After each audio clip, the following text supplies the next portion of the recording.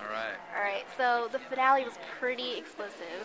Yes. Do you have any theories on who's behind the explosion, who killed Kate? I sort of elect to not know too much in advance so I can sort of discover it as I go along.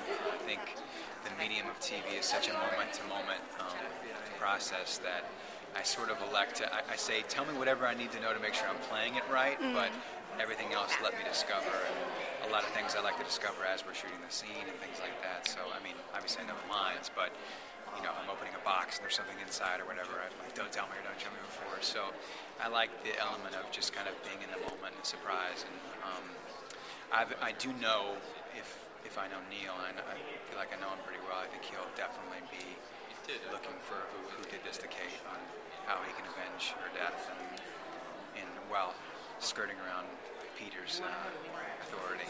Now, do you think that Neil, what does it take for Neil to kind of go to moral high ground? Because he's sort of in this, gray area right now. I think he loves gray areas. I don't think he likes it black or white. I think gray areas are really where he lives, and I think he tests his boundaries with everybody, no matter who it is. Whether it's a girl he's flirting with to see what he can get away with her, or whether it's seeing how far he can sort of stretch the limits with Peter. And I think that's sort of his bread and butter, is seeing what he can get away with and using a little bit over here and a little bit over there. I think that's part of the confidence game.